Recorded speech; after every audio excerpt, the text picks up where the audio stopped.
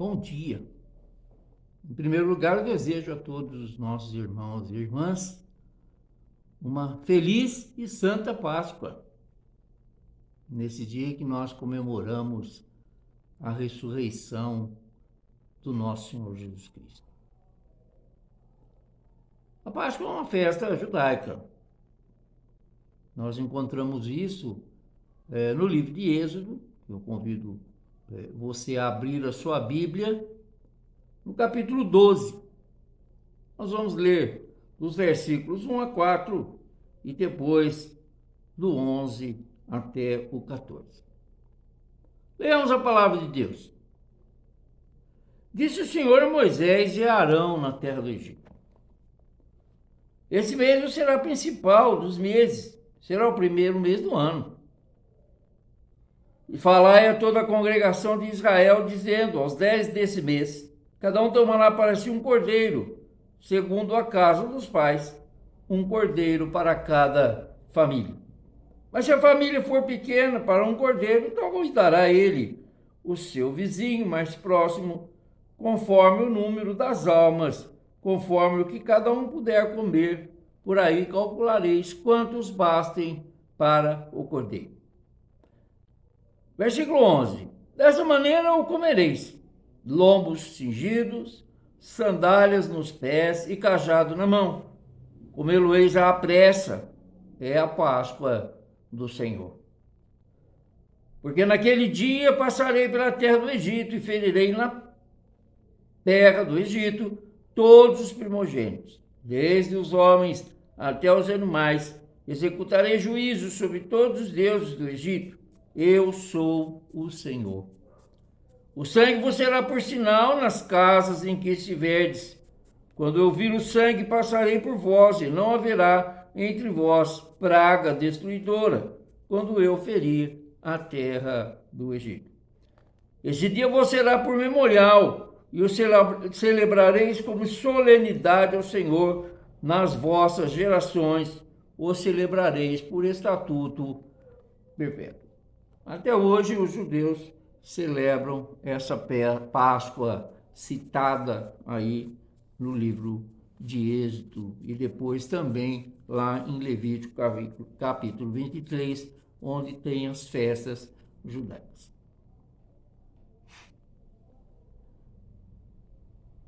Senhor, nós lemos a tua palavra, queremos meditar um pouco sobre essa bênção que o Senhor fez por cada um de nós quando ressuscitou o seu Filho Jesus.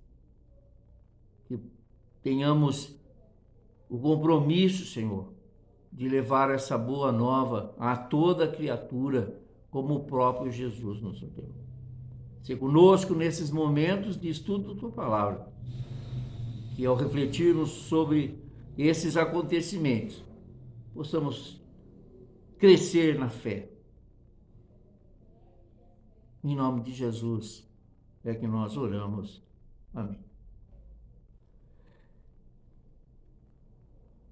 Diz lá em Marcos, capítulo 14: E no primeiro dia da festa dos pães sem fermento, ou pães asmos, quando se fazia o sacrifício do cordeiro pascal, os discípulos de Jesus perguntaram: onde quer que façamos os preparativos para que o Senhor possa comer a Páscoa? Esta é a Páscoa judaica que Jesus estava celebrando com seus discípulos. Foi durante essa celebração da Páscoa que ele instituiu a Eucaristia, que celebramos também como a ceia do Senhor ou a comunhão. Jesus havia subido a Jerusalém para essa festa quando foi preso e morto na cruz, no Calvário. Morto pelo meu, morto pelo seu, morto pelos nossos pecados. Sepultado, ao terceiro dia ressuscitou dos mortos. É sobre a ressurreição de Jesus que vamos meditar nesta manhã. Para nós cristãos, a ressurreição de Jesus é a nossa Páscoa. A palavra Páscoa, ou Pessah, significa passagem. Para os judeus, a passagem da escravidão no Egito para a liberdade na terra prometida. Para nós cristãos, a passagem da morte pelo pecado para a vida eterna com Deus. É a passagem das trevas para a luz. Como é que isso aconteceu? Todos os evangelistas narram a ressurreição de Jesus. Mateus, Marcos, Lucas e João. Mas nós vamos ler a partir do texto escrito por Marcos. Marcos, capítulo 16. Leremos dos versículos de 1 até o versículo 14.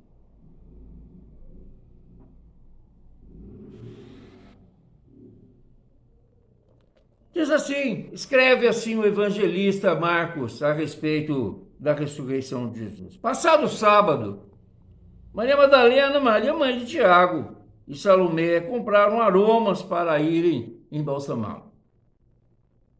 Na verdade, não é, os judeus não embalsamavam os seus mortos como faziam os egípcios. Não é? Os egípcios faziam um embalsamamento para que o corpo não se deteriorasse. Os judeus, eles passavam aromas no corpo da pessoa que havia falecido. Exemplo disso é a ressurreição de Lázaro, né? Quando Marta fala para Jesus, mas Jesus, já são 4 dias, já está cheirando mal. E muito cedo, no primeiro dia da semana, ao despontar do sol, foram ao túmulo. Diziam umas às outras, quem nos removerá a pedra? Quem nos removerá a pedra na entrada do sepulcro? E olhando, viram que a pedra já estava removida, pois era muito grande. Entrando no túmulo, viram um jovem assentado ao lado direito, vestido de branco, e ficaram surpreendidas e atemorizadas. Ele, porém, lhes disse, não vos atemorizeis. Buscais a Jesus o Nazareno, que foi crucificado, ele ressuscitou, não está mais aqui. E vede o lugar onde o tinham posto. Mas ide dizer a meus discípulos, a seus discípulos e a Pedro, que ele vai adiante de vós para a Galiléia, lá o vereis como ele vos disse. E saindo elas fugiram do sepulcro, porque estavam possuídas de temor e de assombro, e de medo nada disseram a ninguém. Havendo ele ressuscitado de manhã cedo, no primeiro dia da semana, apareceu primeiro a Maria Madalena, da qual expelira 7 demônios. E partindo ela foi anunciá-lo àqueles que, tendo sido companheiros de Jesus, se achavam tristes e choravam. Esses, ouvindo que ele vivia e que fora visto por ela, não acreditaram. Depois disso, manifestou-se em outra forma a 2 deles que estavam de caminho para o campo. Lucas narra esse episódio dos discípulos a caminho de Emaús. Indo eles, o anunciaram aos demais, mas também a esses 2. Eles não deram crédito. Finalmente, apareceu Jesus aos 11, quando estavam à mesa, e censurou-lhes a incredulidade e dureza de coração, porque não deram crédito aos que tinham visto já, ressuscitado. A ressurreição de Jesus foi um evento singular, único. Não se ouviu falar nunca mais que alguém tenha ressuscitado. Né? Ressuscitou Jesus das pessoas, mas ele mesmo, Deus mesmo, o ressuscitou. Muito mais importante na formação da fé cristã da igreja primitiva. Esse fato foi o fato mais importante na formação da fé da igreja primitiva.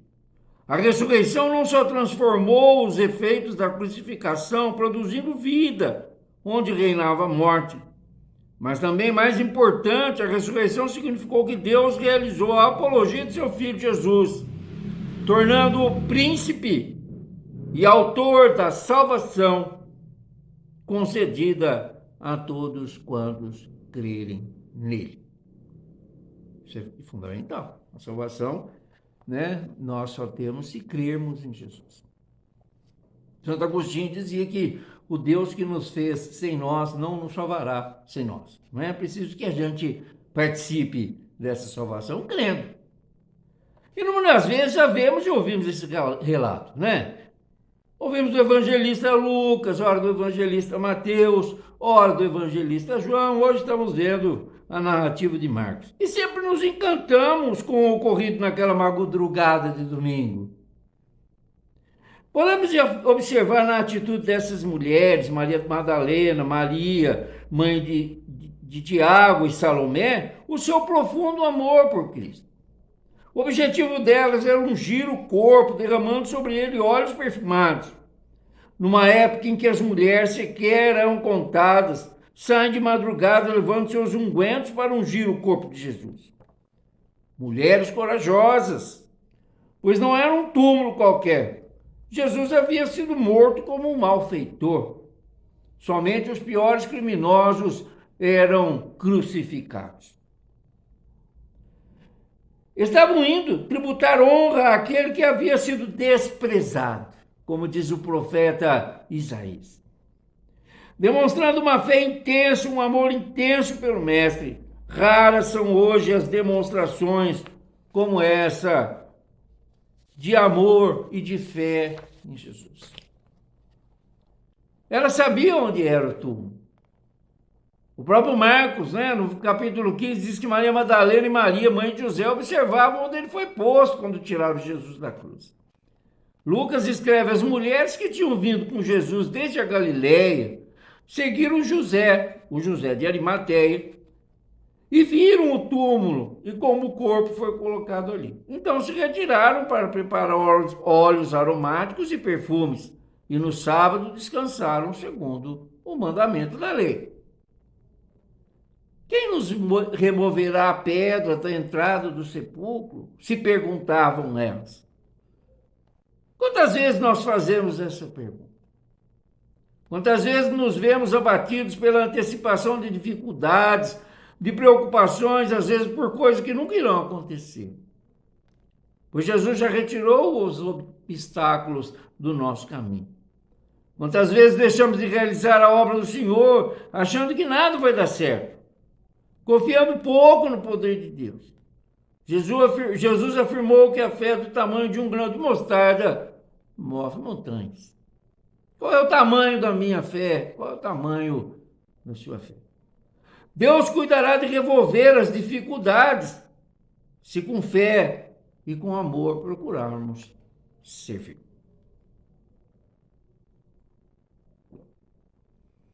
Aquele jovem que estava lá no túmulo disse para elas: buscai Jesus Nazareno, que foi crucificado, já ressuscitou, não está mais aqui. Essa é a boa notícia do Evangelho. Jesus ressuscitou. Essa é a razão da nossa fé. É uma boa notícia que deve ser apregoada a todo mundo. O próprio Jesus disse: ide por todo mundo, pregai o Evangelho. Maria Madalena correu contar a Simão Pedro e João. Ela nem tinha entendido direito o que tinha acontecido. Tiraram o Senhor do túmulo e não sabemos onde o colocar. O apóstolo Paulo escreve: se Cristo não houvesse ressuscitado, vã seria a nossa pregação, vã seria a nossa fé. Podemos visitar ainda hoje o túmulo de Buda, o túmulo de Confúcio, de Maomé, de Allan Kardec, mas o túmulo de Jesus está vazio. Isso é motivo de festa. Por isso que nós celebramos a festa da Páscoa. Paulo, escrevendo aos Coríntios, diz: joguem fora o velho fermento, para que vocês sejam nova massa, como de fato já são sem fermento. Pois também Cristo, nosso Cordeiro Pascual, foi sacrificado. Em algumas traduções diz: foi imolado. Por isso, celebremos a festa. Não com o velho fermento, nem com o fermento do mal e da maldade, mas com o pão sem fermento, o pão da sinceridade e o pão da verdade. Paulo nos convida a festejar. Chama a atenção que o anjo diz àquelas mulheres: ide, dizei aos seus discípulos e a Pedro. Somente Pedro é nominado entre os discípulos. O amor de Jesus é tão grande que precisava especificar Pedro, porque Pedro deveria estar profundamente triste. Pedro estaria arrasado porque traíra o Senhor. O mesmo Marcos escreve: antes que o galo cante 2 vezes, você me negará 3 vezes. Pedro se lembrou disso, que Jesus havia dito, e começou a chorar. Imagine a situação dele, né, agora com Jesus ressurreto, né? E ele tinha feito isso. Mas não somente Pedro, todos os discípulos de Jesus o haviam abandonado. Mas Jesus manda um recado pelo anjo a todos eles. Mas vão e digam aos seus discípulos e a Pedro que Jesus, vai adiante de vocês para a Galileia. Lá vocês o verão, como ele disse que veriam. Essa atitude demonstra o imenso amor de Cristo por cada um de nós. Primeiro, ele morreu por nós quando ainda éramos pecadores. A palavra diz que não há mérito nosso em nada disso. Né? Escreve Paulo que a nossa salvação é pela graça, não por obras, para que ninguém se glorie. Mas somente o imensurável amor de Deus que possibilitou essa nossa salvação. Cristo morreu por nós quando nós ainda éramos pecadores. Escreve o profeta Isaías: o Senhor diz: venham, pois, e vamos discutir a questão. Ainda que os pecados de vocês sejam como escarlate, eles se tornarão brancos como a neve. Ainda que sejam vermelhos como o carmesim, eles se tornarão como a lã. Nessa manifestação da sua graça, não havia exceção alguma. Todos seriam restaurados, mesmo diante da incredulidade deles. Quando Maria Madalena contou, eles não creram. Quando os discípulos do caminho de Emaús contaram, eles também não creram. Finalmente, Jesus apareceu a todos eles. Quando estavam à mesa, e censurou-lhes a incredulidade. E a dureza do seu coração. Porque não deram crédito aos que o tinham visto já ressuscitado. Ainda hoje, milhões de pessoas não creem. Por isso que é preciso anunciar, né? Como ouvirão, né? Como ouvirão se não há quem pregue, Paulo escreve Paulo. Por isso é preciso pregar o evangelho. Pregue o evangelho a toda criatura. Aquele que crê e for batizado será salvo. Está escrito nesse mesmo capítulo 16. Mas ainda hoje milhões de pessoas não creem. Né? Estão entre aqueles que serão condenados. Mas Deus não quer condenar ninguém. A palavra de Deus diz que Jesus retarda a sua volta para que ninguém se perca. Então, Deus não quer que ninguém se perca. Deus quer que todos se salvem. Outro detalhe que nos chama a atenção é que Jesus apareceu primeiro a Maria Madalena. Havendo Jesus ressuscitado de manhã no primeiro dia da semana, apareceu primeiro a Maria Madalena, da qual tinham sido expulsos 7 demônios. Jesus poderia ter aparecido a sua mãe, a João, o discípulo amado, mas escolheu aparecer primeiro a Maria Madalena, a quem a tradição erroneamente trata como uma mulher pecadora. Né? Não há comprovação nenhuma disso.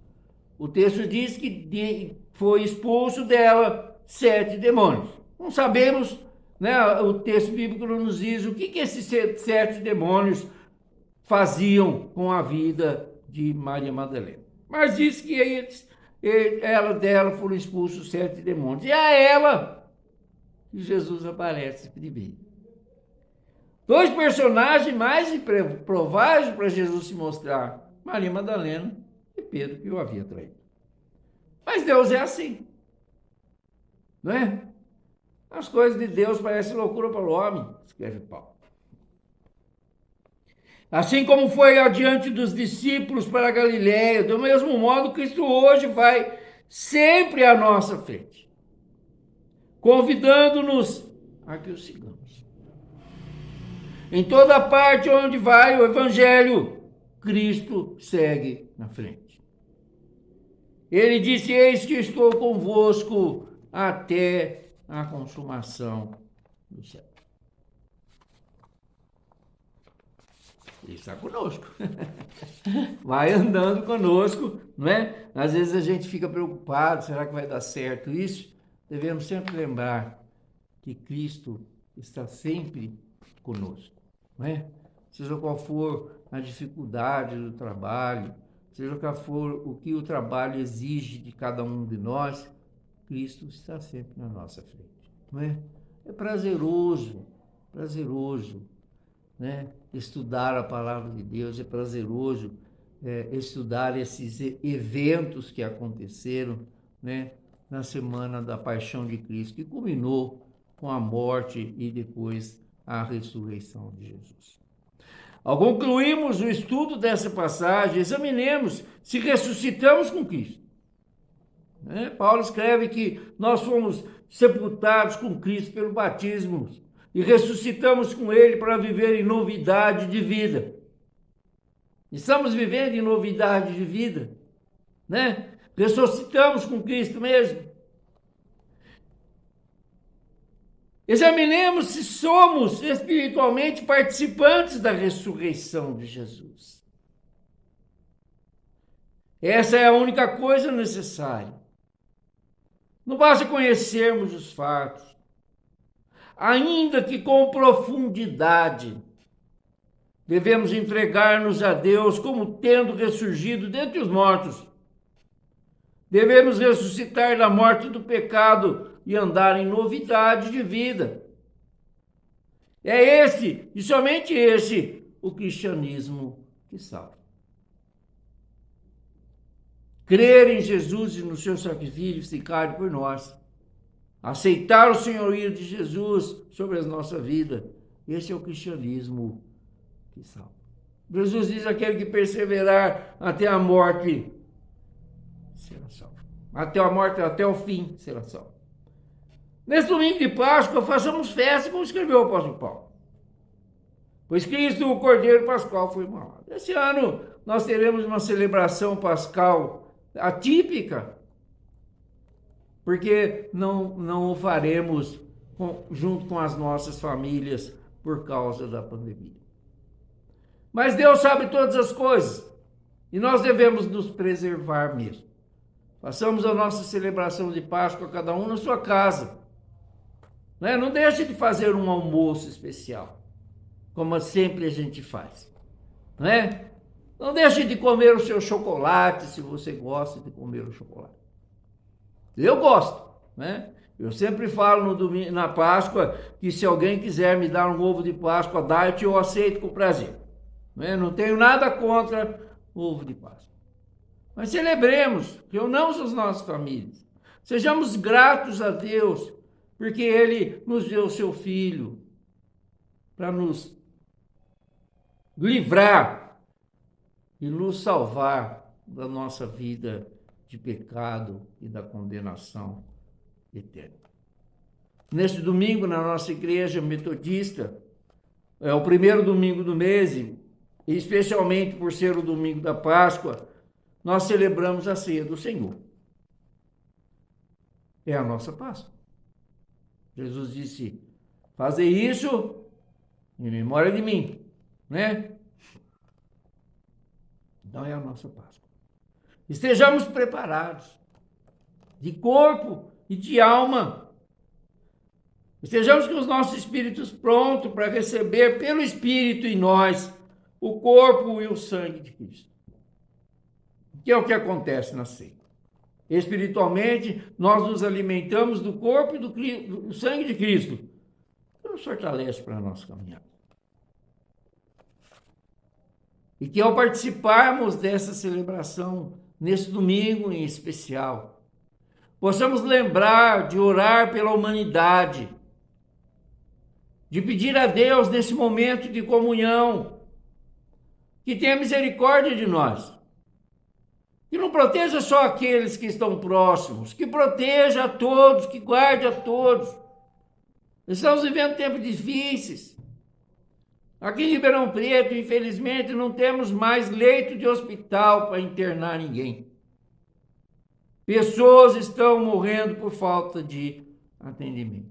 E só a misericórdia do Senhor para direcionar os nossos governantes para fazerem aquilo que é preciso fazer.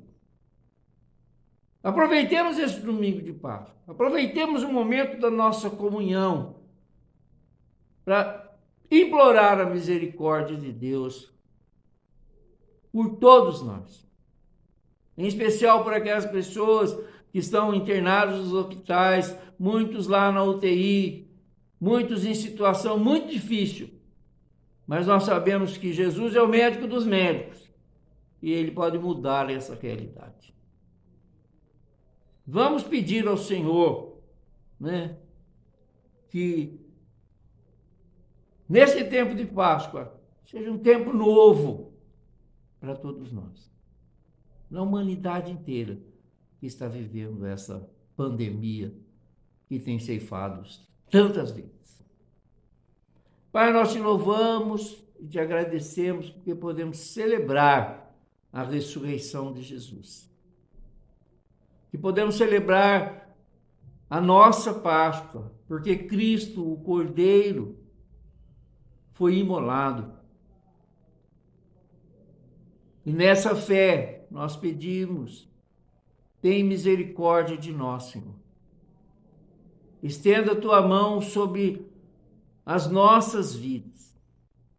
Guarde-nos, Senhor, desse mal. Guarde-nos, Senhor, dessa doença. Livra o mundo, Senhor, dessa praga que está ceifando tantas vidas, próximas e longe de nós. Cuida, Senhor, de cada um de nós. É a nossa oração nessa manhã de domingo de Páscoa. Colocamos tudo na tua mão, Senhor, em nome de Jesus, o nosso Senhor e Salvador, que ressuscitou. Aleluia. Cristo ressuscitou. Façamos festa. Louvado seja o seu santo e bendito nome. Amém. A todos um domingo de Páscoa abençoado. Amém.